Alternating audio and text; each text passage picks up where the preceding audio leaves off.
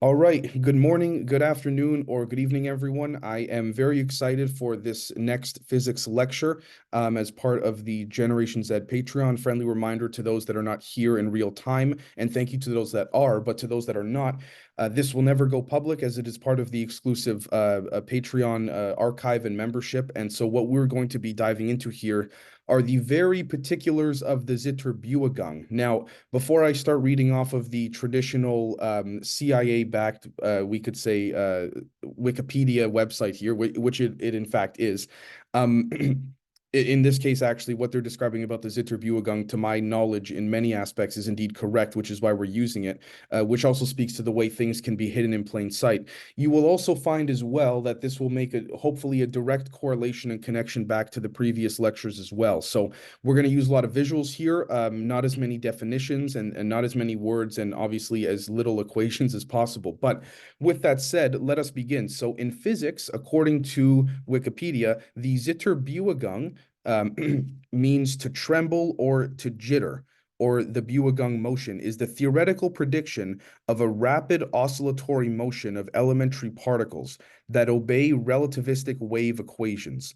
Now, long story short, we'll skip here to this particular paragraph. This apparent oscillatory motion is often interpreted as an artifact of using the Dirac equation in a single particle description and disappears when using quantum field theory. This sentence here is complete nonsense. Let me just put it right off the bat. It is not an artifact, which means it is an artifact when you do a calculation or an equation, particularly that's heavy in algebra, is something that you think that can be neglected or it's negligible, it's not needed. But what's very interesting here is that for the hydrogen atom, which again, keep in mind, Planck times golden ratio to three particular integer states is the radius or radii of hydrogen, as Dan Winter so avidly promotes, which I strongly agree with such. The Zitterbewegung is related to the Darwin term, a small correction of the energy level of the s orbitals. This is all a fancy way of basically saying that nothing ever stops oscillating, even if we can't see it. So I'm just going to translate it to that right off the bat. Now, with that said, let's give a visual. So imagine you take a pendulum and then you swing it, and then it starts to go back and forth and back and forth and back and forth. Imagine this is what is happening all around you right now. Close to matter, it is what makes up matter, and it is also in what we call the luminiferous ether or the quantum vacuum or empty space. Now, a much more appropriate version, or visual rather, of what the Zitterbewegung looks like would be something like this. When you take, for example, a book and then you use your thumb to release the pages, and then you get that sort of oscillation effect. Think about that occurring all around us. We just simply cannot see or feel it, but we are immersed in it, the same way that one would be, the same way a fish would be immersed in water, essentially. Now, what's very interesting about all of this is that, to give a very basic example, and I'm going to use my mouse here as a visual as well, when a child is pushed on a swing and they jump off the swing, what happens is that the swing eventually comes to rest. But here's what's very interesting about this. Even when the swing comes to rest, the very material of the swing and the very outer boundaries of it, we could say, I'm going to oversimplify for the sake of visualization of this lecture, the aura, the energy surrounding the swing itself is constantly oscillating. Now, what's incredible about this is that it is also directly and indirectly connected to everything and every non-thing. Every non-thing essentially meaning the ether or the vacuum, and everything meaning a material object. And you may say, okay, how is that so from the kinetic perspective if the swing is staying still? I understand that if it's swaying, then therefore it has velocity and momentum, and it is likely to touch or connect to something else. But even as it is still, the oscillation that used to occur is there within the resonant memory of the vacuum or the ether, which can be directly accessed and or tapped as well. What I just described here, the possibility of the swing being able to be pushed again, is essentially what happens when you induce the A field or the magnetic vector potential within what's called empty space. One of the things that is taught constantly, which is that from Maxwell's equations, is that the gradients of an E and B field is in fact, whether using the del cross operator or a couple of other things, which is a fancy way of essentially saying you're curving basically space-time instead of actually going straight. One of the things that's very, very particular about that is that it's been told that a gradients magnetically and or electrically equals zero. It doesn't equal zero. It equals the A field. It equals the magnetic vector potential. I know we have this constant terminology and this talk about 0 point and 0 point energy. It is not necessarily wrong because, yes, one needs to tap the 0 point of a certain object to control it, manipulate it, whether it's organically or technologically, you name it. However, no one is ever truly reaching the 0 point itself because as you approach the 0 point, you begin to realize the 0 point is comprised of this visual right here, a constant oscillation. So you may say, well, what about the very center? Is that not the 0 point? It's the 0 point to the best that we could measure. But if you were to zoom in, you'd find that this middle one here, this middle page, let's say, this center point, is actually comprised in a fractal sense of another set of oscillating, we could say, Zitterbewegungs, or in this particular visual, other pages within this one here. So unfortunately, I can't do it on the screen here, but if we were able to zoom in even more into here and then dive right into it, we would end up seeing the same thing, except in a much smaller form. But this constant oscillation is in fact occurring over and over and over again. Now, you might say, okay, this speaks to the way in which a wave function works. Yes, but not the wave function that we're normally accustomed to. Now, what do we mean by that? We're normally used to a sinusoidal wave, which is not necessarily wrong. We talk about, for example, is, light a particle or a wave, or is it both but neither, right? With that said, we need to look, in my humble opinion, at what is called a sawtooth wave. Now, the reason I bring this up is because, yeah, I see Ed, right? Well, yes, 100%. So here's what's very interesting. We're going to jump to one particular part here of the CIA-backed Wikipedia page, in which to my knowledge, is correct based on my own experiments and whatnot. But while a square wave is constructed from only odd harmonics, a sawtooth wave's sound is harsh and clear, and its spectrum contains both even and odd harmonics of the fundamental frequency. Even and odd harmonics. That is absolutely vital for us to understand here. Even and odd harmonics. You need both. The same way that we just talked about is light, a particle, or a wave. It's both but neither, but both but neither, over and over and over and over again. That speaks to the notion of vortex dynamics, vortex physics, nonlinearity, and so on and so forth. With a sinusoidal wave is constructed, we could say, from even harmonics. A square wave is constructed from only odd harmonics. But again, we see we see that if we have a sawtooth wave, it's possible perhaps to take what we see as the sawtooth wave and turn it into a vortex after a certain energy threshold is met. Excuse me, I'm just looking for should be a visual here. Here we go. And so the reason I bring this up is because we have to ask ourselves, is it possible that even when an object is still, even the chair you're sitting on, the table next to you or in front of you or behind you, is it possible that in between this sawtooth wave, there is this constant oscillation occurring at the very, we could say, 0 point or almost 0 point of each nodal connection of the sawtooth wave? And is it possible that sinusoidal waves actually ride the sawtooth ones? And you may say, well, Dave, this is an interesting theory, but again, how can we confirm this or whatnot? Is there anything else out there that can substantiate this? Well, here's where it gets very interesting. Nikola Tesla himself actually tried to give this put this into practical demonstration with what he called the Tesla valve.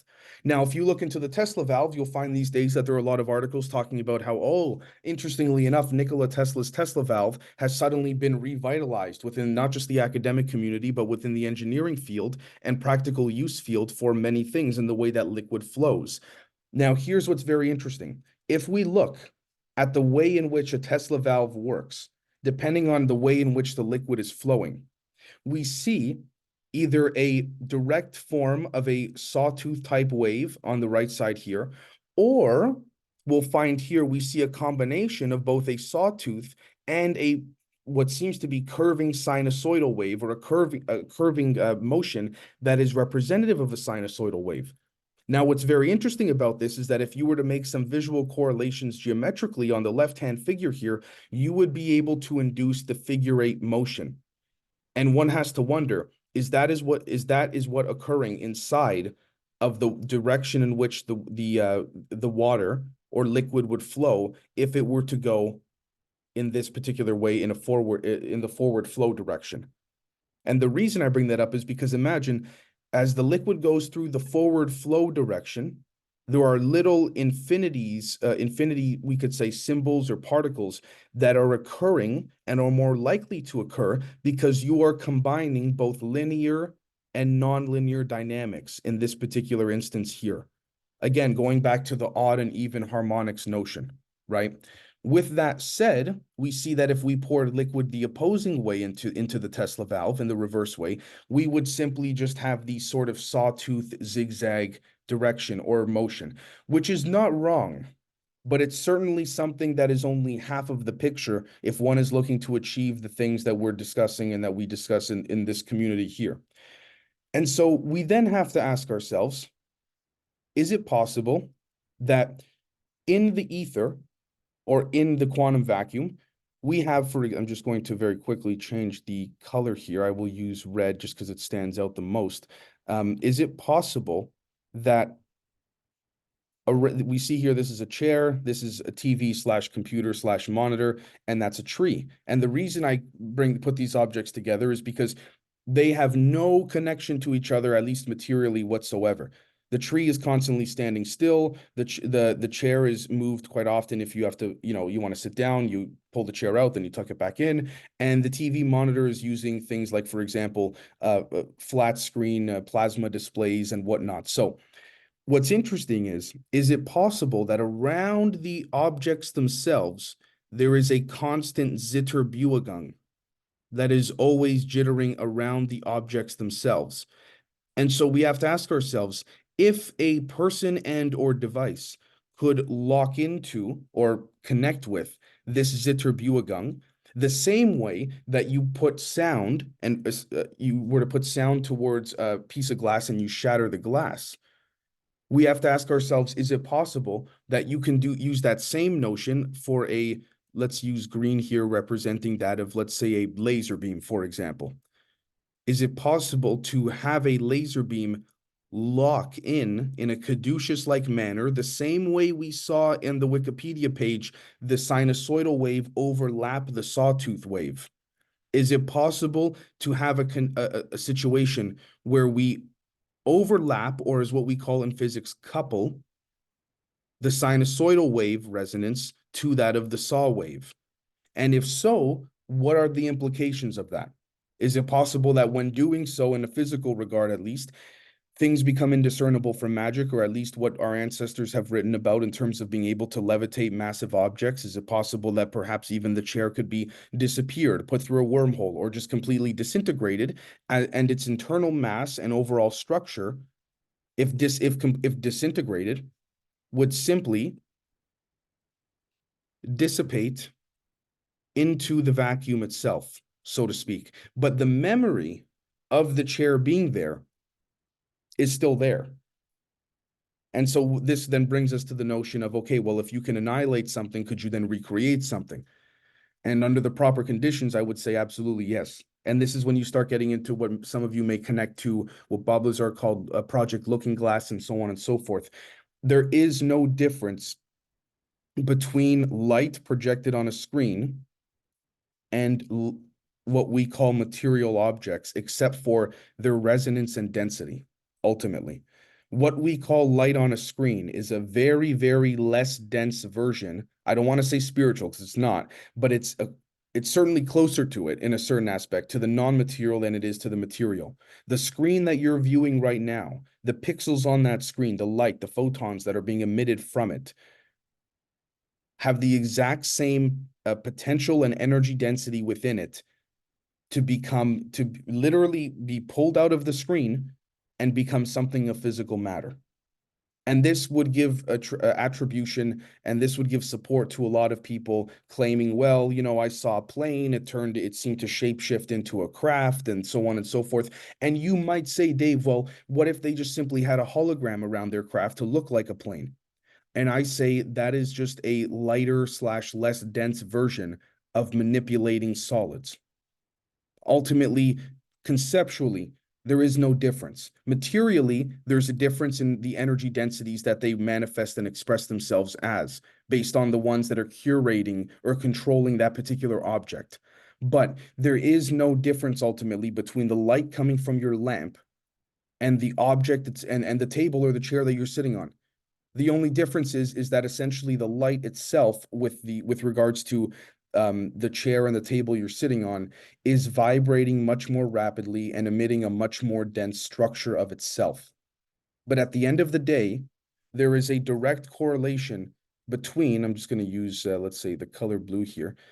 There is a direct correlation between the chair, its sawtooth wave, the monitor, and then the tree itself. And what's interesting about this also speaks to, from a visual regard, lightning bolts and the way in which they are never straight. We've talked in the past about how if you were to draw the connection between the gaps of the lightning bolts, you'd also come up with a squared plus b squared equals c squared, which is Pythagoras' theorem. One of the things I'm trying to demonstrate with this particular lecture is to show that this knowledge is so right in our face that it's definitely counterintuitive at first, but it seems almost naively simplistic. And that's because it is. It's so simple that it's almost not graspable to certain people, in which have not realized or not have had an aha moment for themselves. And if one hasn't had that, that's fine. Just being open to wanting to learn this will give you the aha moment sooner or later.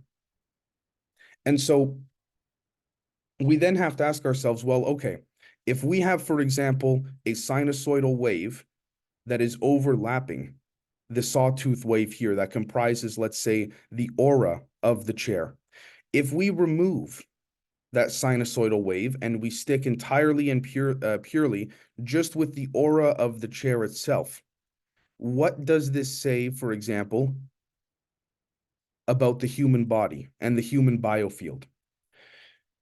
Ultimately, the only difference we could say is that the human biofield and the human body has its own source engine, which is what you could call the soul, so to speak. This chair does not have its own source engine. In other words, it is connected to things in the ether that are then connected to this monitor, that are then connected to this tree, for example, in which still have a source station, if you will. I say that, use those words carefully. You can interpret that in different ways for your own understanding, which is totally fine. But what is that source station connected to? Us. And so we have to realize that everything, whether living or not, it doesn't matter. Everything has an aura. Now, of course, as I just said, are there differences? Absolutely. But everything has an aura that has a sawtooth wave structure around it. The way in which you take that sawtooth wave and you turn it into a vortex is, whether from an organic perspective, is through what we call meditation. We could say shadow work, the dissolvement of ego, and you'll begin to realize that you become more in tune with yourself. So you go from being, let's say, out of phase, let's say, in the way a sawtooth wave is, which is not necessarily out of phase, but certainly out of phase in relation to what it could be, to then becoming vortex-like, so to speak. And here's what's so ironic. After a vortex is created, whether it's a gravitational field or whether it is someone remote viewing or meditating or what have you, what's very interesting is just outside of that vortex, that vicinity, just outside of that warp bubble of the craft, you have the vortex still moving through a body of sawtooth waves. And what's very peculiar about that is the sawtooth waves, whether it's a warp bubble, whether it's you yourself, your own biofield as you walk throughout the day, they must conform to the vortex. which has also given rise to tornadoes, hurricanes. Is it possible perhaps even certain bugs that whose bodies are much lighter than their wings? Is there a vortex dynamic phenomena occurring there based on the Zitterbewegung that they have that the bug's wings have locked into in the same way we talked about using a laser beam to lock into the resonance of the aura of the chair? Is it possible that a bug's wings have created its own miniature vortexes that surround the wings and even the body of the bug itself, so the bug can simply move and we could say maneuver itself, not necessarily fly, because they in this aspect they would be voiding space-time, but maneuver themselves through what we call empty space as they, whether it's a bee looking for honey or whether it's a chitin insect of some type, the same way that craft do. Now, I encourage people, I'm going to leave a hint here.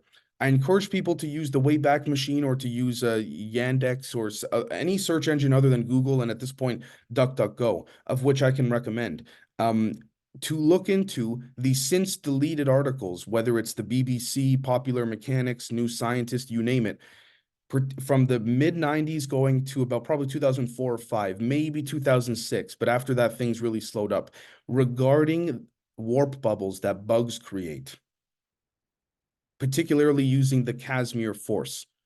And again, the Casimir force are just very simply two metal plates very close to each other. I'll just draw it out very quickly here in red. Is it possible that a sawtooth wave oscillation is occurring, but one can somehow find a way to turn that sawtooth oscillation into a vortex itself? Is it possible that the Zitterbewegung are just smaller oscillations of one big Zitterbewegung that we may be within?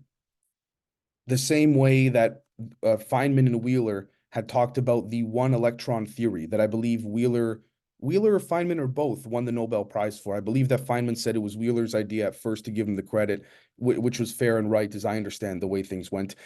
But is it possible that the Casimir force, taking two plates in empty space and bringing them very close together, are essentially amplifying what's already been there this whole time?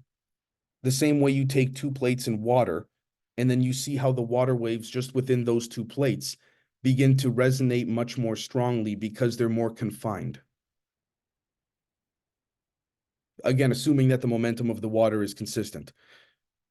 Either way, though, it certainly it gives food for thought in terms of whether it is Nikola Tesla's Tesla valves and again, even between these valves, we can basically draw Pythagoras' theorem here as well. It would be a little bit curved, but it would be the same idea. It would be a little parabolic in nature, but same notion.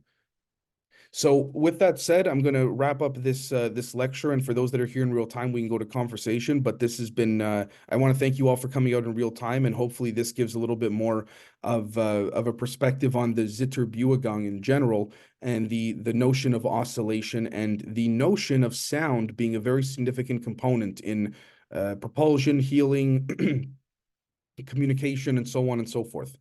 Again, this notion that, it's possible the Egyptians used sound to levitate their rocks. They were able to use certain devices, whether made or given to them. There's a different conversation, but that locked in with the resonance of the mass of the bricks that they were then assembling. The same way we talk about, the way that you put sound close to a glass, and if that RF frequency matches that of the glass itself, it will shatter the glass. Is it possible that when it's shattering the glass, the resonant frequency got as close to the 0 point as possible of the glass, and then caused this to happen to the glass, but so rapidly that it caused the glass to break? Which makes us wonder, mass and weight are different, but is it possible that what we know as mass is something that is an internal form of an oscillatory resonance? As simple as that. Energy just bouncing back and forth inside of the object. Whether it's your table, whether it's the water that you drink, no matter what. Just energy bouncing back and forth inside an object at a different rate. So with that said, we're going to wrap up the recording. As per usual, we've committed to keeping this short, simple, and sweet, and is something that perhaps may need to be glanced over once or twice more for some, particularly because I myself don't know if I'm going too fast or too slow or whatnot. So thank you so much, everyone, and we'll go to a post discussion. I will end the recording here.